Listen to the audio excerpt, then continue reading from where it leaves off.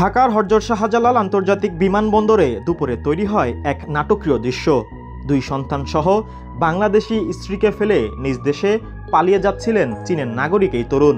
কিন্তু বিমানবন্দরে ঢোকার আগে বাসস্ট্যান্ডের সামনে তাকে আটকে দিলেন স্ত্রী। সেখানে দুজনের মধ্যে বাদানুবাদ চলল বেশ কিছুক্ষণ।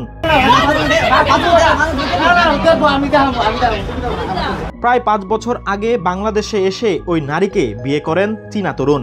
সংসারে রয়েছে 2টি সন্তান। কিন্তু কিছুদিন ধরে তাদের দাম্পত্য জীবনে দূরত্ব বাড়তে থাকে। সমস্যার সমাধান না করে চীনে চলে যাওয়ার চেষ্টা করছিলেন স্বামী। বিস্ময়কর এই উন্নয়নে গর্বিত জাতি, গর্বিত নতুন ধরা পরিবার, আবাসনে আস্থার আদর্শ, নতুন ধরা, নতুন প্রজন্মের নতুন পৃথিবী।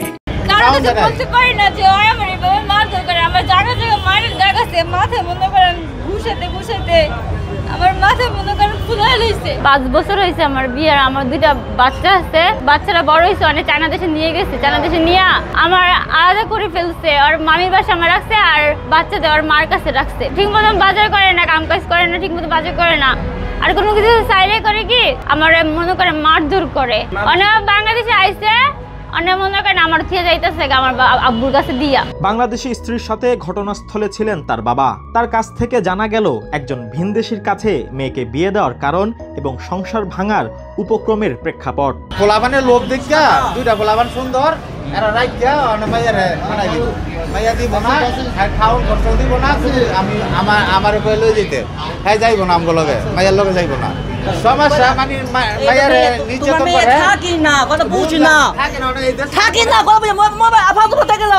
সংসার ছেড়ে স্বামীর নিজ দেশে পালিয়ে যাওয়ার চেষ্টা আর তাকে আটকাতে স্ত্রীর অনুনয় অনেকেরই দৃষ্টি কাড়ে। এক পর্যায়ে এগিয়ে আসে বিমানবন্দর থানা পুলিশ। পারিবারিক বিরোধের বিষয়টি নিশ্চিত হওয়ায় শান্তিপূর্ণভাবে সমাধানের পরামর্শ দিয়ে দুপক্ষকেই সেখান থেকে পাঠিয়ে দেওয়া হয়। ইমন হোসেন, বাংলাদেশ প্রতিদিন।